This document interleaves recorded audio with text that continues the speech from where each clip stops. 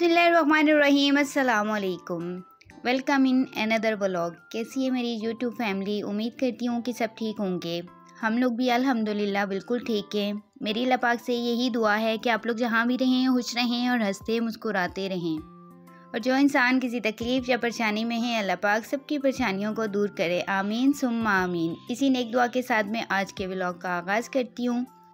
जैसा कि आप सब जानते ही हैं कि अभी अल्हम्दुलिल्लाह से सर्दियों का आगाज़ जो है वो हो चुका है और सर्दियों से पहले एक दफ़ा सारे घर की डीप क्लीनिंग करनी होती है।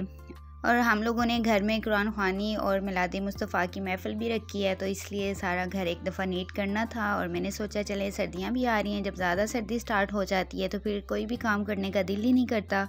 तो चलें एक दफ़ा सर्दियों से पहले डीप क्लीनिंग हो जाएगी, फिर सर्दियों के 2-3 महीने आराम से गुजर जाएंगे। क्योंकि सर्दियों में बाहर से इतनी मिट्टी नहीं आती जितनी कि गर्मियों में आती है। गर्मियों में जब हवा चलती है, मिट्टी खुश्क हुई होती है तो बहुत ज़्यादा घर में मिट्टी आती है।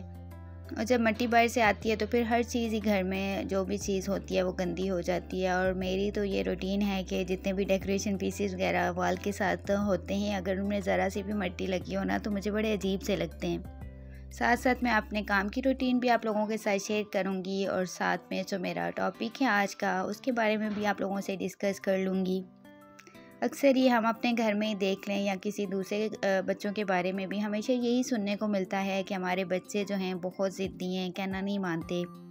तो बेसिकली इसकी रीज़न क्या होती है बच्चों के ज़िद्दी होने की? अभी देखिए, अगर आपका बच्चा है ना, उसको खाने में दाल नहीं पसंद या कोई सब्ज़ी नहीं पसंद, तो हम बच्चों को गुस्से से बोल रहे होते हैं कि आपने ये चीज़ खानी है, क्यों नहीं खा रहे आप ये चीज़। अब ये देखें कि ज़िद हम कर रहे हैं या हमारे बच्चे कर रहे हैं। हम ज़बरदस्ती उनसे अपनी बात मनवाने की कोशिश कर रहे होते हैं। तो अगर आप अपनी बात पे गौर करें तो बच्चों में ज़िद की आदत जो है ना, हम लोग ये खुद ही डेवलप कर रहे होते हैं। क्योंकि हम बच्चों के साथ ज़िद करके अपनी हर बात मनवाते हैं। क्योंकि हम तो बड़े हैं ना, हमें पता होता है कि हम थोड़ा सा गुस्सा करेंगे, डांटेंगे तो बच्चा हमारी बात मान लेगा।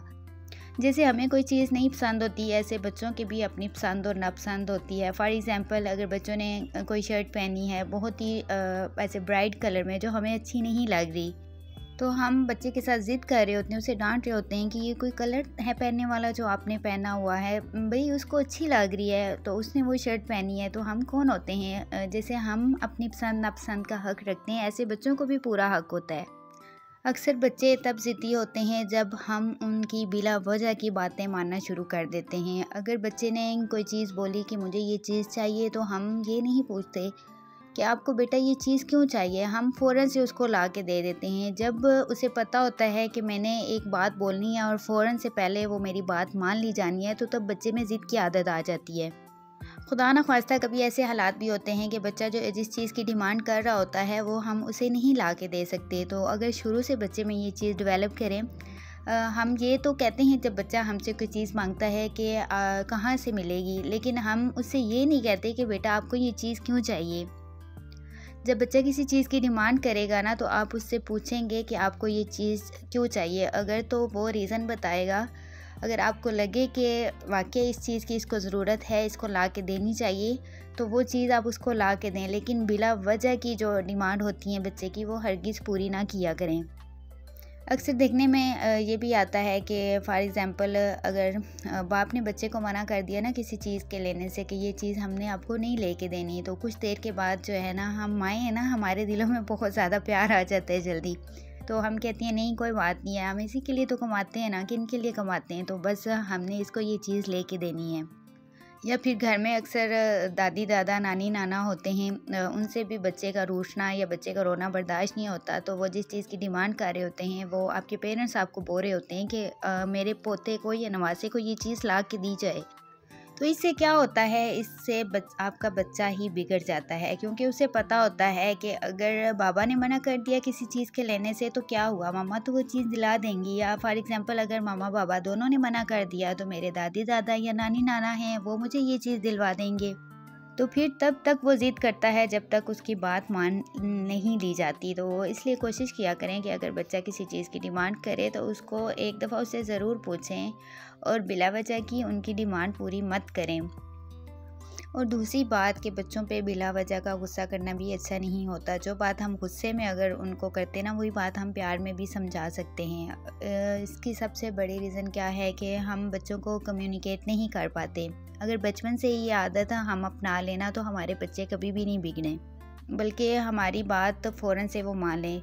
जब हमारा छोटा बच्चा होता है, देखें, जब उसको बिल्कुल समझ नहीं होती तो वो अगर बिजली के किसी चीज़ के पास जाता है तो हम उसको डांट के बोलते हैं, गुस्से से बोलते हैं कि यहाँ पे जाओगे आपको करंट लग जाएगा, आपका हाथ जल जाएगा। यही बात अगर हम प्यार से अपने बच्चे को पास बिठाएं और उसे बोलें, आपकी मम्मा बेटा आपसे बात करना चाहती है कि ये बिजली जो होती है बहुत डेंजरस होती है, अगर इसको आप हाथ लगाएंगे तो आपका हाथ जल जाएगा। तो इससे क्या होगा कि बच्चे के माइंड में वो चीज़ आ जाएगी कि ये बात जो है मेरी माँ ने मुझे समझाई है, तो यकीनन ये कोई नुकसान वाली चीज़ है, तो वो दोबारा बिजली के पास नहीं जाएगा। क्योंकि आप जानते हैं, और मैंने ये बात आजमाई हुई है कि बच्चों पे अगर हम गुस्सा करके कोशिश करें ना कि वो हमारी बात मान लें, तो वो कभी भी हमारी बात नहीं मानेंगे। जितना जल्दी अगर आप प्यार से उन्हें बोल लें तो वो माने। बच्चों पे बिला वजह का गुस्सा करना भी बच्चे को ज़िद्दी बना देता है और इससे आपका बच्चा सुधरने की बजाय आपका बच्चा जो है वो बिगड़ जाता है और फिर बड़े होने तक यही आदत उसमें रहती है। तो कोशिश करें कि बच्चे पे गुस्सा ना करें। कोई भी बात अगर आपने बच्चे को समझानी है तो वो प्यार से समझाएं। और दूसरी बात कि आप बच्चे की बिला वजह की डिमांड मत पूरी करें। तो आप खुद देखिएगा कि कुछ टाइम के बाद आप अपने बच्चे में चेंजिंग फील करेंगी। तो जैसे मैंने आपको स्टार्टिंग में बताया था कि हमारे घर में मिलाद मुस्तफ़ा की महफ़िल थी और कुरान ख़वानी हम लोगों ने करवाई थी, तो ये बस ख़ुद ही मैंने सारे ही यहाँ पे अरेंजमेंट किए और माशाल्लाह से बहुत अच्छा हो गया था। वो तो मैं नहीं आप लोगों के साथ शेयर कर सकती क्योंकि लेडीज़ की थी महफ़िल, तो फिर ज़ाहिर सी बात है लेडीज़ को हम लोग अपनी वीडियो में नहीं ला सकते। तो बस ये जब मैंने सारा अरेंजमेंट कर लिया था, बस यही थोड़े से मैंने क्लिप ले लिया था जो आप लोगों के साथ शेयर किया मैंने। रात को काफ़ी लेट हो गया था, महफ़िल ख़त्म हुई तो फिर ये दूसरे दिन का आगाज़ था। मैंने फिर दोबारा से सफाइयाँ स्टार्ट की क्योंकि बहुत ज़्यादा घर गंदा हो चुका था, क्योंकि घर में इतने ज़्यादा गेस्ट जो आ गए थे।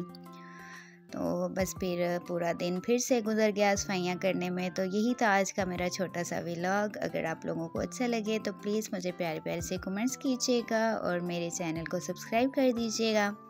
आप लोगों के कमेंट्स पढ़ के मुझे बहुत खुशी होती है। ज़िंदगी रही तो फिर इंशाल्लाह मिलेंगे एक नए व्लॉग में। तब तक के लिए आप सब रखिएगा अपना ढेर सारा ख्याल और मुझे रखिएगा अपनी दुआओं में याद। अल्लाह हाफिज़।